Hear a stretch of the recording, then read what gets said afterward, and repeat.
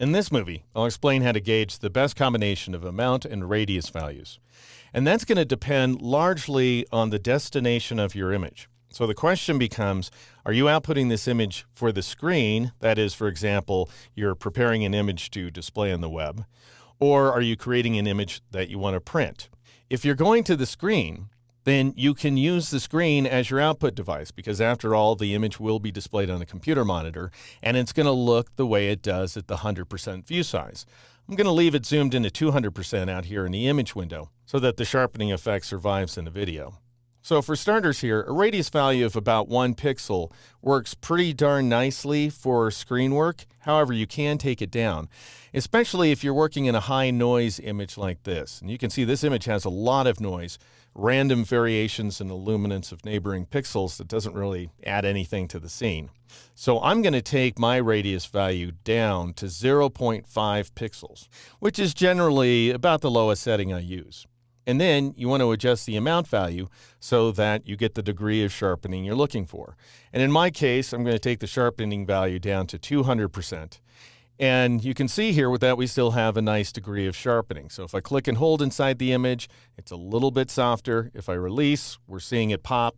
We can see it even better over here in the image window. I'll turn off the preview checkbox and you can see it grows a little softer there. Turn the preview checkbox on and the bug looks more tactile and we can better distinguish some of the detail. Now, if you're going to print, things get a little bit trickier because you can't really use the screen as your reference device. You can to a certain extent, but you're better off working from the numbers. The first thing you want to do is take your ideal radius value that looks good on screen and multiply it times 3. So I would go ahead and take this value up to 1.5 pixels. Now, why in the world would you multiply it times 3? Well, here's where things get technical. Your typical everyday average screen has a resolution between 96 pixels per inch and 110 pixels per inch. That's the general range. So we're talking, about 100 pixels per inch. Your typical image for output has a resolution of, say, 300 pixels per inch. So that's 3 times as much resolution in print, so we need 3 times as much radius, because after all, the radius that we're perceiving, the halos we might see at the 100% view size, are going to get scrunched down to 1/3 of their current size.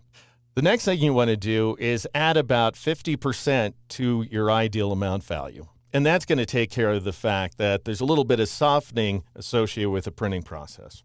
So now you can see that we have what I would perceive to be an over-sharpened bug on screen. If I click and hold on the bug, you'll see it looked pretty good before, and now I release and it looks just over the top sharp. However, we're going to get a better perception of what that image is going to look like in print if we zoom out the image here inside the image window. So I'll go ahead and press Control- or Command- a sufficient number of times to get to the 50% view size, which is going to be your best bet. Something like 33% would be more accurate. It'd be more telling of how the image is really going to print in terms of its size. The problem is 50% gives you a better view into your image, especially where gauging edges is concerned. And so I'll turn off the preview checkbox, watch the bug in the image window. I'll turn off the preview checkbox. You can see it's the softer original bug. I'll turn the preview back on, and now we've got a nice tactile bug whose sharpened details are going to survive the printing process.